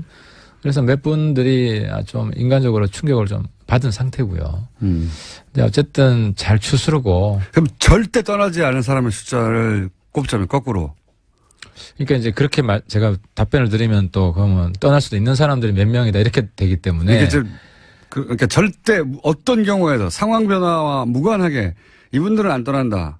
5-6명 됩니까? 하태경 한 사람 확실히 안 떠나죠. 네. 그건 제 문제니까 네. 제가 이야기할 수 있고. 의원님 갈 데도 없잖아요. 저는 한국당 해체를 위해서 뭐 갈 데가 있어요. 떠난다고 하죠. 다음 총선 때까지 네. 한국당 해체를 위해서 끝까지 약속을 지킬 것이고요. 의원님하고 유승민 의원하고 이해은 의원 최소한 3분 정도 그 정병국 의원 나머지 의원분들도 네. 떠나겠다는 마음은 없고 근데 문제는 우리가 우리 당의 지지율을 올릴 수 있는 비전과 전략 여기에 실패하면 우리 당은 끝납니다. 저는 잘 이해가 안 가는 게 이런 겁니다. 여론조사 같은 거 보면 그냥 단순한 정당 지지율 말고 바른정당 지지자들 중에 지금 현 정부에 대한 지지율이 60%가 넘습니다. 보통 보면. 그러니까 제 말은 바른정당이 당연히 야당으로서 현 정부에 대해서 각을 세워야 하는 상황들이 오긴 하지만 아까 뭐 이제 차별화 말씀하셨길래 자유한국당은 1부터 100까지 다 반대잖아요. 지금 그렇죠. 1부터 75번까지만 반대가 아니라 1부터 100까지 전부 다 반대란 말이죠. 근데 바른정당은 그렇지 않은 점이 있었을 수는 있으나 안 보였기 때문에 똑같이 1부터 100까지 반대라고 보거든요. 그러니까 하태가 한 이야기 중에 대부분이 한국당과 차별화되는 이야기입니다. 예를 들어 빨갱이 장사하면 안 된다. 뭐 어젠가요? 어제도 누구야? 전희경 의원이 임종석 실장한테 한마디 했더라고요. 아직도 빨갱이. 내가 그걸 딱 보면서 김진태 긴장하겠네. 저거 내 영역인데. 어쨌든 뭐 전희경 의원은 저도 그전부터 아는데 이제 여자 김진태죠. 여자 김진태고. 근데 이제 문제는 김진태 의원은 19대 때 이제 통진당이라는 살아있는 이제 종북 세력이 있었기 때문에 이제 파괴력이 있었고 이제 뒷북이죠. 전희경 의원 또 실제로 잘 몰라요. 그러니까 이제 김진태 의원은 공안 검사를 했어요. 그래서 조금은 알아요. 조금은 아는데 저는 공안 사범이어서 제가 제일 잘 알죠. 소위 이제 공격하는 주사파 아닙니까? 그러니까 이제 그러니까 어르신들도 잘 모르는 게 한번 영원한 빨갱이라고 생각을 하는 건데. 저 북한이 저 모양인데 어떻게 똑같이 지금 북한 이게 또 언제적 얘기입니까 지금? 30년 전 이야기예요. 30년 전에. 80년대 이야기예요. 80년대. 그래서 제가 청와대에 있는 사람이 아는데요. 이석기 같은 사람 없어요. 그래서 주사파 공격 해봐야 맥히지도 않고 어르신들 그냥 아직도 뭐 박지원 빨갱이 뭐 이런 뭐 김대중 빨갱이 이런 어르신들한테나 먹히지.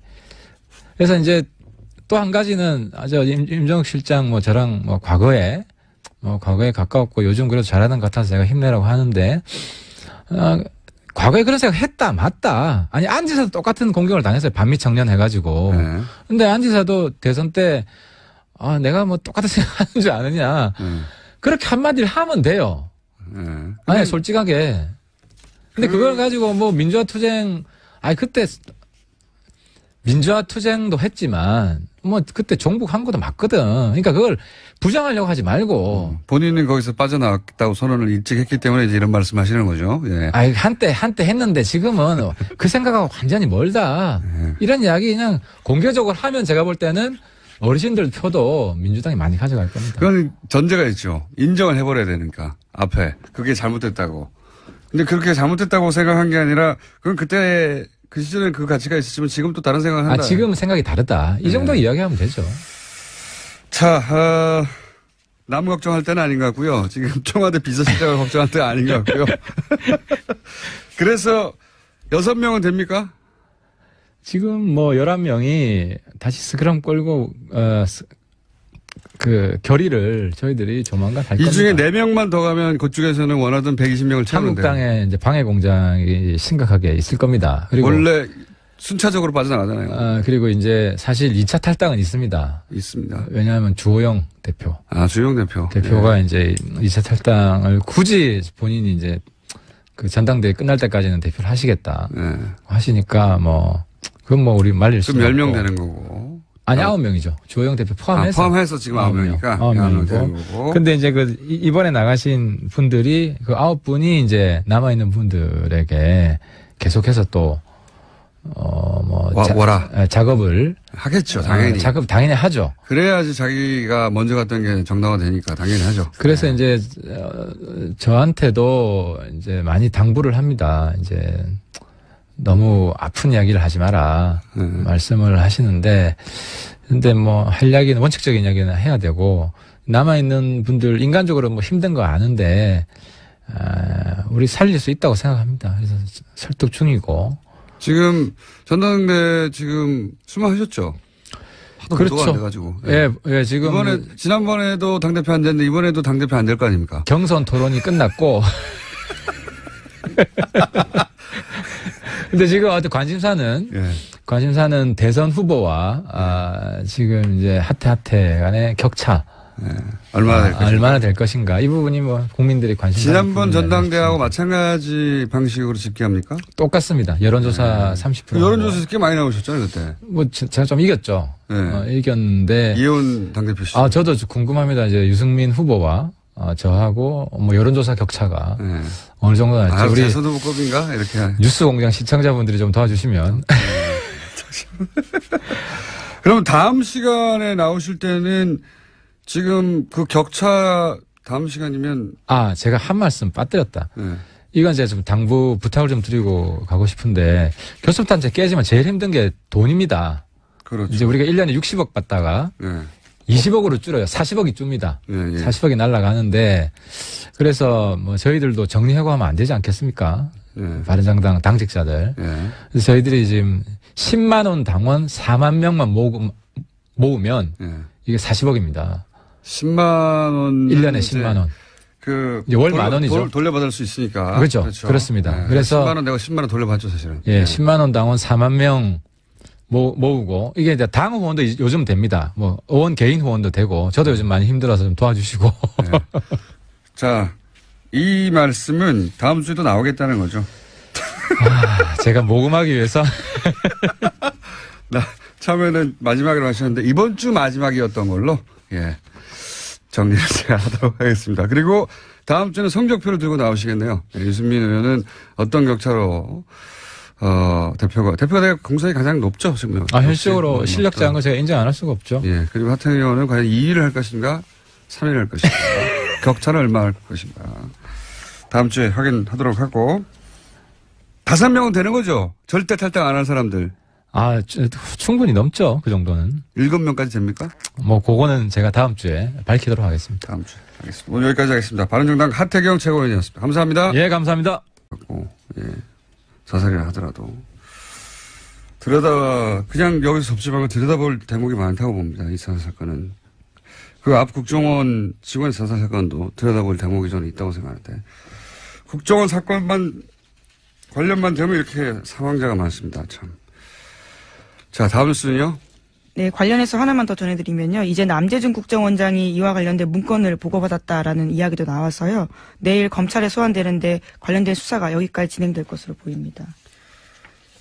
남재준 국정원장은 뭐 NLL 대화록부터 시작해서 사실 걸린 게 많습니다. 제가 보기에는 NLL 대화록도 이명박 그 시절에 청와대가 전해줬다라고 어제 보도가 나왔죠.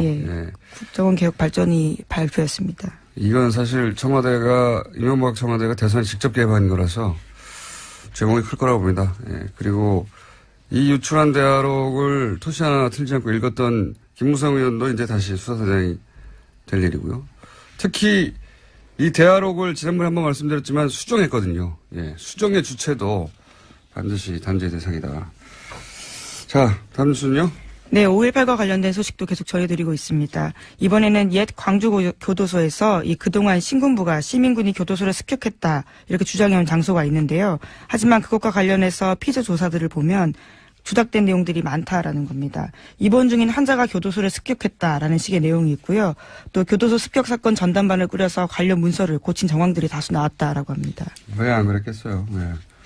아니 뭐 구태타를 해서 정권도 뺐는데 이런 거 조작하는 거야 일도 아니었겠죠. 본격적으로 다시 들여다보기 시작했으니까 새로운 사실들이 많이 밝혀질 거라고 봅니다.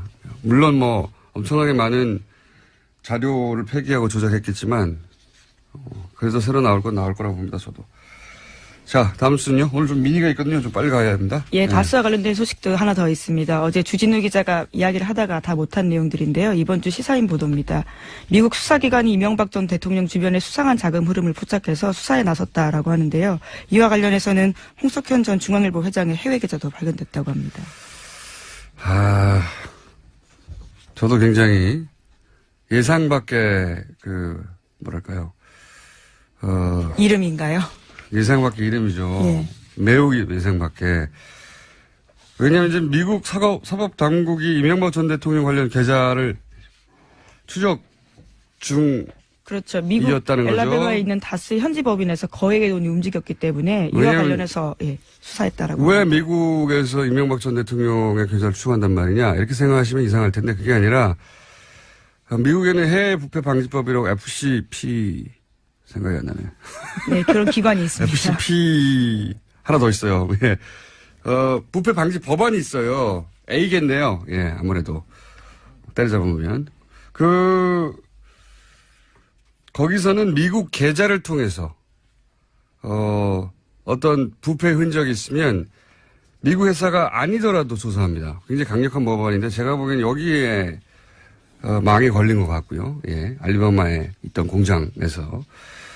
그리고 그 추적 과정에서 이제 이명박 전 대통령과 관련이 있는 것으로 보이는 계좌를 특정했는데 쭉 가다 보니 이름이 홍석현 회장이 나왔다는 겁니다. 이건 주진우 기자가 홍 회장을 추적하다가 나온 게 아니고 이명박 전 대통령 계좌를 미국 사법 당국이 아마도 이 법에 이거해서 따라가다가 이름이 나왔는데 그 이름이 왜 나온지 저도 몰라요. 예. 근데 나온 걸 안 나왔다고 할 수는 없잖아요. 나왔어요. 네, 본인도 모르는 계좌라고 현재 부인하고 있는데요. 예. 아주 자세한 내용들은 이번 주 시사인에 실려 있습니다. 시사인 광고 그만하고요. 네, 아니 꼭 보십시오. 저도 왜 이름이 갑자기 등장했는지는 모르고 네. 주중에 기자도 이건 몰라요. 근데 여러 가지 가설이 있을 수는 있겠지만 그건 뭐 가설조차 말할 단계는 아닌 것 같고 아직. 분명한 건 뭐냐면 구체적 계좌, 금액, 예금주가 특정됐고 그 계좌는 이명박 전 대통령의 미국 내에서의 거대한 어떤 불법적 자금의 고리를 추적하다가 미국 사법당국이 발견한 걸 어렵게 주진우 기자가 확보했다는 겁니다. 예. 저도 처음 이거 듣고 굉장히 의아했어요. 예. 자, 트럼프 대통령 온다는 뉴스 있죠? 네, 예. 1박 2일로 옵니다. 예. 오늘 정오께 들어옵니다. 예, 온답니다. 예. 자, 오늘 여기까지 해야 될 것 같습니다. 왜냐면은, 뉴스 하나 더 하려고 하셨죠. 끝에. 네, 트럼프 대통령이 지금 37%. 아니요, 그거 말고. 예. 또 있죠. 워낙 많았어요. 네, 지금 국민의. 안녕하세요, 김호준입니다. 청와대 내부는 더 심각합니다. 다음입니다. 주사파 전대협이 장악한 청와대 과연 그 청와대의 면면과 실력 같습니다. 매우 모욕감을 느끼고 아주 강력한 유감의 뜻을 표합니다. 그게 질입니까? 의원님 그게 질입니까 그럼? 국민의 대표답지 않게 질의하니까 그렇죠. 어제 국감장에서 있었던 자유한국당 전희경 의원과 임종석 청와대 비서실장 간의 공방입니다. 한마디로 청와대가 친북 좌파라는 거죠. 색깔론. 그런데 청와대가 운동권만으로 채워졌다는 것도 사실이 아닙니다만 설사 운동권이 청와대에 대거 입성했다 한들 그게 왜 안 되는 거죠? 학창시절 군사정권을 상대로 저항한 경력이 왜 문제가 되는 겁니까? 언론을 강제로 통폐합하고 박정철 씨를 고문해서 죽이고 광주에서는 그인들이 자국민에게 기관총을 쏴대던 시절입니다. 당신은 그렇게 국민들이 죽어갈 때 어디서 무엇을 했냐고 따진다면 모르겠는데 그 시절 그런 군사정권에 왜 대들었냐고 따지는 건 무슨 경우인가요?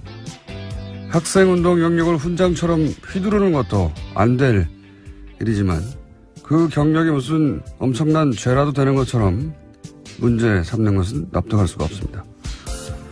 그럼 전희경 의원이 그 시절로 돌아가면 어떻게 했을 겁니까? 군사정권을 열렬히 옹호라도 했을 겁니까? 그럼 나라면 그랬다고 말을 하시던지요. 김어준 생각이었습니다. 검색어가 올랐길래 제가 아침에 급히 오프닝을 하나 써봤는데 전혜경 의원은 자유경제원 사무총장 출신이죠. 네, 예. 그렇죠. 전경련이 운영 자금을 사실상 댔던 매우 엄청나게 친기업적인 사실상 재벌들의 용병들이었다고 평가받은 것인데 인사했나요 우리? 네, 했습니다. 그리고 지난 정권 내내 국정교과서에 대해서 아주 대놓고 찬성했던 그렇죠. 인사였는데요. 네, 국정교과서를 예. 열렬히 지지했던 분이죠. 예. 예. 전사라는 표현까지 들었었습니다. 그때 김무성 의원한테요. 그렇죠. 최순실 게이트 터지고 나서 이제 이 단체는 사실상 휴업이에요. 왜냐하면 정경련이 구구단체 지원한 게 논란이 돼가지고 여기도 자금 지원이 끊겼거든요. 예, 그리고 나서 뉴라이트 성행이기도 했고 지구온난화도 부정하는 것이죠. 여기도. 예. 더 재밌는 거는 이 자유경제원이 19대 때 새누리당조차 중도 좌파 90몇 명, 좌파 30몇 명, 우파가 한 명도 없다고. 굉장히 센 스탠스를 가지고. 예, 오른쪽 있네요. 끝에 끄트머리에 있는, 어떤 성향의 분인지 궁금해할 것 같아서 간단 정리해드렸습니다. 그러고 보면 좀 이해가지 않습니까? 아, 끝에 있다 보니까. 그렇구나. 근데 전 의원 자신이 누리고 있는 현재 이 발언의 자유, 상당 부분은 그 시절에 저항했던 학생들 덕이라는 걸. 예, 앞서서 싸웠던 사람들이 있었기 때문에 가능했던 일인데요. 그 덕이라는 걸 알아야 할 텐데 인정할 리는 없겠지만요. 예, 하여튼 어제 하루 종일 화제였습니다. 자, 첫 뉴스는요. 네, 박근혜 정부의 청와대가 국정원 특수활동비 5억 원 들여서 당내 경선 여론조사했다라는 소식은 이미 전해드린 바가 있는데요. 이와 관련해서 어제 JTBC가 추가로 보도했습니다. 이렇게 이뤄진 여론조사가 100차례나 된다라는 건데요. 이 여론조사는 이른바 배신자로 낙인 찍혔던 유승민계 의원들의 지역구에서 집중적으로 이뤄졌습니다. 그러니까 청와대가 직접 이 지역에서 소위 진박 후보를 내서 경선을 통과할 수 있을지 없을지를 파악했다라는 겁니다. 선거 개입이죠. 이건 한마디로. 예.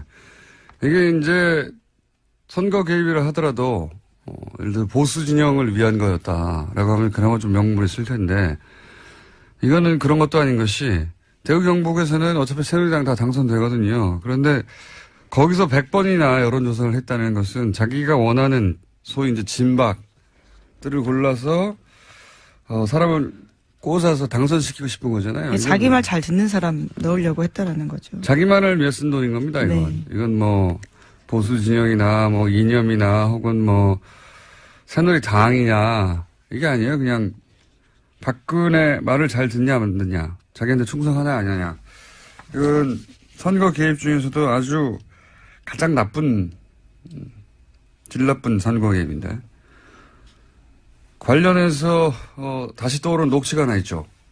생각나요. 비정상적이라는 거다. 그러니까 이 비정상적인 당을 정말 제대로 바로잡으려면은 엄청나게 어려운 일이다. 그렇기 때문에 정말 좀 잘해주었으면 쓰겠다. 이제 이런 뜻으로 이야기를 드렸던 겁니다. 그때는 그렇게 말씀하신 거예요? 그럼요. 사석에서 했던 얘기를 연장선상에서 이제 이런 얘기를 하신 거네요, 말하자면. 그때 이제 전당대회 직후에 이제 제 방에 왔을 때 이제 그런 이야기를 제가 했는데. 지금 비정상적인 상황이니 잘해달라라는 잘해달라. 이거 굉장히 어려운 일이다. 중요한 과제다. 뒷부분이 있군요. 그래서 여기서 중대한 결단이라는 것은 거기에 대한 인식을 다시 해달라는 이야기예요. 근데 지금 상황에서 안 대표가 지지율도 당 지지율이 올라가지도 않고 그런 상황에서 이제 이런 말을 하니까 당대표 그만두라는 얘기로 이해가 되는 거는 좀 자연스러운 것 같습니다. 실제 실제 뭐 거기까지 제가 뜻을 둔 것은 분명히 아닙니다만은. 네, 이제는 뭐 그렇게 뭐 받아들이는 것도 또 뭐 그건 받아들이는 사람들의 판단이겠다 싶습니다. 예. 지금은요. 이제 이런 공방이 있고 나서 거꾸로 안 대표가 그러면 당신이 나가라. 당신이 나가라. 당시 제가 어제 아침에 그 올릴 때만 해도 뭐 사퇴 이런 의미로 제가 받아들였던 것은 염두에 두었던 것은 아닌데. 사퇴하라고 한 것은 아닌데 거꾸로 되돌아온 건 당신이 나가시오. 저보다 당에 있기가 불편하면 나가라라는 이야기를 듣고 경악을 했습니다.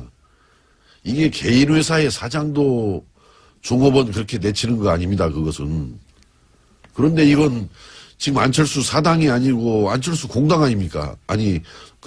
국민의당이 안철수 사당이 아니고 공당 아닙니까? 그 어떻게 공당의 대표가 그 소속 당원, 더구나 현역 의원인 당원을 불편하면 나가라.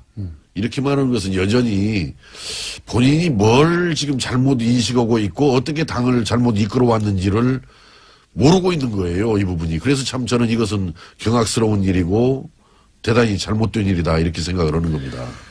거기에 그치지 않고 이제 방송에 나오셔서 이제 나가라고 하는 것에서 반론도 하셨으니까 안철수 대표도 당신이 먼저 나가라고 한 거 아니냐, 나보고. 그만두라고 한 거 아니냐, 이렇게 말하지 않을까요? 글쎄, 당대표가, 그렇게 나오는 것은 바람직한 일은 아니고, 어떻든 저는 이 국민의당을 좀 잘 살려서 제3당을 만들어준 국민들 여망을 실현해내자. 저는 예전부터 우리 국민의당이 의석수가 당초 당선 총선 때 38석, 지금 뭐 우여곡절을 겪어서 현재 40석입니다만은 작지만 단단한 당으로 가야만이 국민의당이 우리 정치 발전을 위해서나 대한민국 발전을 위해서 역할을 할 수 있는 것이다. 이렇게 되기 때문에 보다 더 좀 자기 중심적으로만 이렇게 움직이지 말고 좀 소통을 제대로 해가면서 당의 뜻을 한 군데로 잘 모아서 요구받는, 기대받는 그런 역할을 좀 해줬으면 좋겠다라는 소망을 갖고 있는 것입니다. 안 대표가 사실은 대표가 되고 나서 2달 이내에, 당의 지지율이 올라가지 않으면 어렵다라는 얘기를 했었는데. 그거야 누구나 출마할 때는 내가 되어서 당 지지율 올리고 살리겠다라고 그러는데 저는 지지율 그대로 떨어지거나 답보했다라고 그래서 물러나라는 거 아니면 당대표 하나한테만 달려있는 건 아니거든요. 그렇죠. 그 책임은 당대표 당에 대한 지지율이. 있는 건 아니죠. 그렇기 때문인데. 그러니까 그거하고는 상관없다는 얘기죠. 예, 저는 어제 회신 내용 중에서도 분명히 독일에서 서로들 때려잡느라고 정신들이 없다. 네. 또 복수하려고 정권을 참여하라고 이야기를 해서 적폐청산을 지금 복수라는 걸로 받고 때려잡는 걸로 그렇게 어떻든 이야기를 했단 말이죠. 물론 취지야 미래를 위해서 기술혁명을 열심히 해나가야지 그렇게 싸워서 되겠냐라는 뜻이었겠지만은 그러면은 그걸 해명을 제대로 해야지 정치 기술로서의 적폐청산을 반대했던 것이지 적폐청산 자체를 반대한 건 아니다라고 이렇게 이야기를 한단 말이에요. 이건 우리 국민들 보고 또는 우리 당원들 보고 너희들이 좀 잘 알아서 나를 그렇게 이해해 줘야지. 차라리 좀 거기 가서 미래를 강조하다 보니까 기술혁명을 강조하다 보니까 좀 말이 잘 못 나갔다. 좀 오해가 들 수 있게끔 나간 점에 대해서 내가 분명히 사과하고 바로잡겠다. 이게 당당하고 떳떳한 태도지 적폐청산을 정치 기술로서의 적폐청산을 반대했던 것이다. 이렇게 변명하고 나오는 것은 저는 솔직하지 못한 태도고 바람직하지 못한 태도라고 생각합니다. 안철수 대표는 지금 그러면 당대표로서 국민의당을 이끌 만한 역량이 안 됩니까? 저는 자격이 아직은 부족하다고 생각합니다. 관두란 얘기잖아요. 국민의당이 또 내용을 겪고 있는데요. 잠깐만요. 거기까지 내용을 겪고 있는데요. 왜냐하면 내용을 겪는 당사자가 나오셨기 때문에. 네네. 그럼 전 여기까지 하고 들어가겠습니다. 시사인의 김은지였습니다. 감사합니다. 안철수 대표가 자신을 비판한 중진위원에게 사실상 당을 나가라 이런 공방이 오가서 오늘 보도가 됐는데 당사자를 직접 모셨습니다. 국민의당 유성엽 의원 나오셨습니다. 안녕하세요. 안녕하세요. 예. 전화로 하려고 했는데 직접 나오셔가지고 매우 감사합니다. 사실 당사자를 좀 보고 이야기를 해야 되는데 좀 이렇게 또 당내 또 제 우물에 침뱉기격이 돼서 좀 거북살스러웠습니다만 또 이마저도 이렇게 보고 말씀을 나눠야 좀 정확할 것 같아서 그렇습니다. 나왔습니다. 이게 이제 애초에 시작이 어떻게 된 겁니까? 이게 사실은 저도 우리 내부망이죠. 우리 거기에 가입되어 있는 거기에다가 이제 어제 정읍에서 서울로 올라오면서 국민의당 의원들만 보는 내부 게시판 같은 거 위원장들까지 포함돼서 보는 방인데 그것이 왜 외부로 이렇게 유출돼 가지고 오늘 아침에 제가 여기로 또 불려 나와야 되고 하는지 참 어떤 내용을 올리셨어요? 쉽게 말하면은 그동안에 당 일련의 운영하는 과정이 대단히 미숙하고 부족했다. 안철수 대표가 미수가 부족했다는 겁니다. 그렇습니다. 특히 독일에 가서 한 발언 같은 경우는 아주 잘못된 발언 아니냐. 이제 이런 것을 지적해서 안철수 대표가 좀 보다 더 좀 제대로 좀 상황을 인식하고 예. 해서 좀 분발했으면 쓰겠다 해서 물론 뭐 중대한 결단을 내렸으면 좋겠다라고 했지만은 뭐 중대한 결단이라는 것이 쓰겠다. 통상적으로 받아들이는 뭐 그런 의미로 한정돼서 했던 것은 아닌데 거기에 좀 발끈하셨던 것 같습니다. 보니까. 다시 한번 말씀해 주십시오. 어떻게 했으면 쓰겠다고요? 저는 중대한 그 결단에 정확한 표현을 넣으면은, 예. 지금이라도 우리 당의 미래를 위해 중대한 결단이 필요합니다. 예. 이렇게 마무리를 했는데요. 중대한 결단이 필요하다가 아니라 중대한 결단을 했으면 쓰겠다라고 하셔가지고 제가. 예, 그 말이 그 말인 거죠? 예, 예. 중대한 결단이 필요하다. 예. 여기서 중대한 결단이라는 건 사퇴라는 얘기 아닙니까? 저는 뭐 그 사퇴까지 염두에 두고 그런 말한 건 아니고 그건 진도가 좀 너무 많이 나간 그러면 이야기고. 그거 왜 중대한 결단은 뭡니까? 왜냐하면 지금까지 그 당에 이를테면은 예. 이제 독일에서의 그 복수 발언. 적폐 청산이 복수라는 복수다. 이런 표현. 예. 이제 이런 표현이 이제 최종적으로 이제 최근에 문제였지만은 그 전에 뭐 지역위원장을 당헌이나 당규에 근거도 없이 일괄사퇴하라든지 예.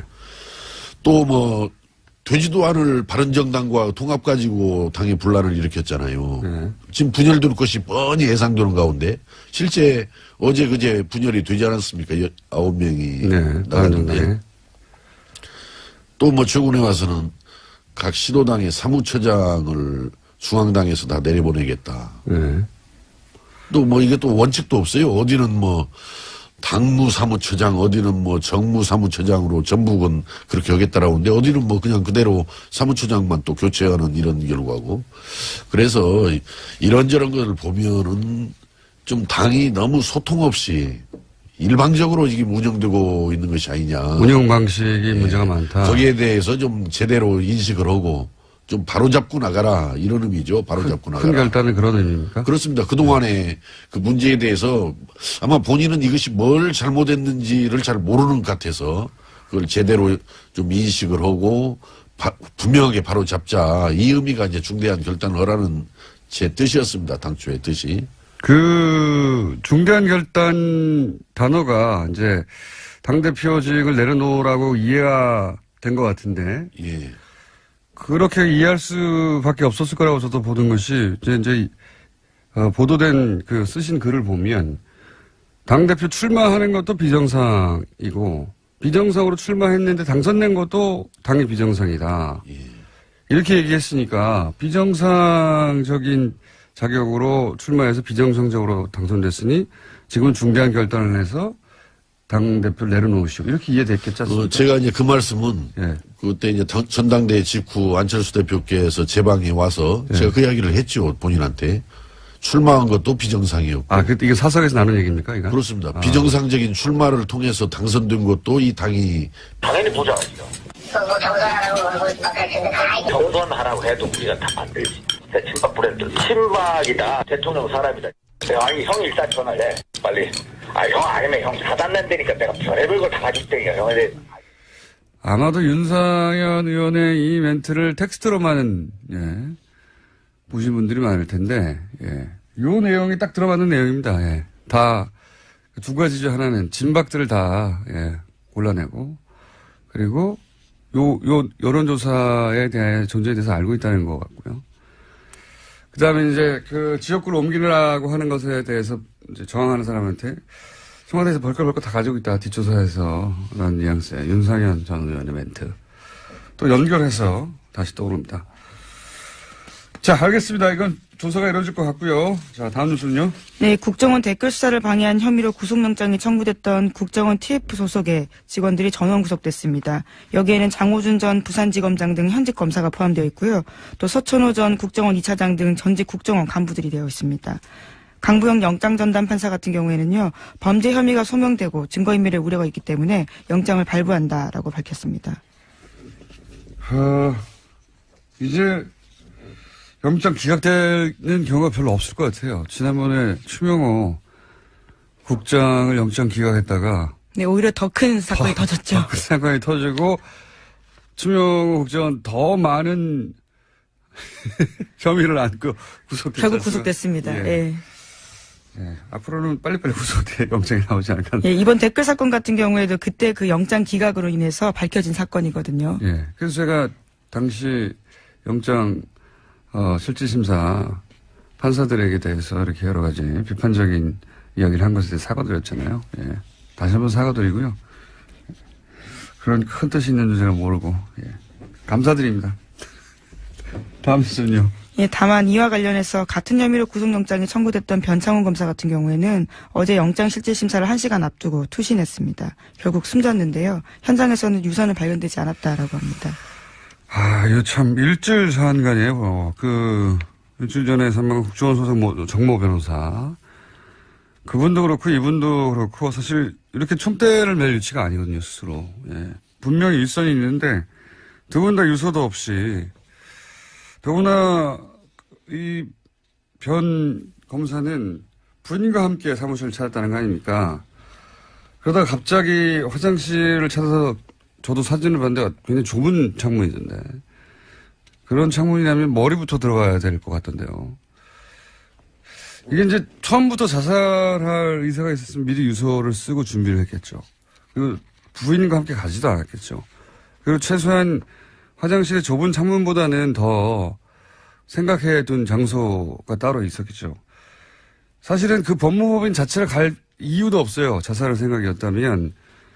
왜냐하면 변호사를 만났다는 것은 자포자기를 했다는 게 아니라 법적으로 자기를 보호하려고 하는 거란 말이죠. 네, 실질심사 직전까지 상담하고 있던 중이었다고 합니다.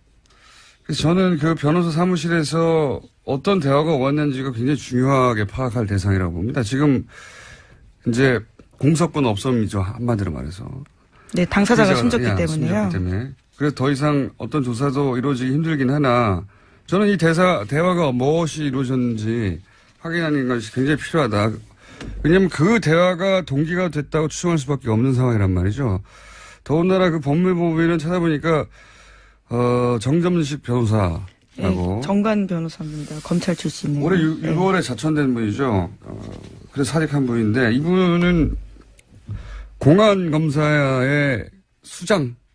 예, 그렇게 표현하는 게 맞을 것 같아요. 공안검사의 수장, 우리나라 검찰의 수장이라고 할 만한 분이거든요. 그러니까 유호성 사건, NLL 사건, 기타 우리가 생각하는 대표적인 공안 사건들 다 이분 손을 거쳤어요. 예. 이분 작품이었는데 무슨 대화가 오갔느냐, 전 반드시 확인할 필요가 있을 것 같습니다. 예. 굉장히 안타까운 일이네요, 이건. 네, 현재 정 변호사의 유족 같은 경우에도요, 장례를 거부하고 있는 상황이라고 합니다. 의심할 수밖에 없죠, 유가족 입장으로서는. 장소도 석연치 않고요. 사진을 봤더니 창문이 활짝 열리는, 이렇게 위아래로 왜 이렇게 제끼는 창문 있잖아요. 다 안 열리는, 반쯤 열리는. 빠져나가기 쉽지 않겠던데. 물론 그렇게 투신하고 싶은 어떤 충동을 느낀 사람에게 좁은 게 문제가 되지는 않겠지만, 굉장히 돌발적인 선택이었던 것 같아요.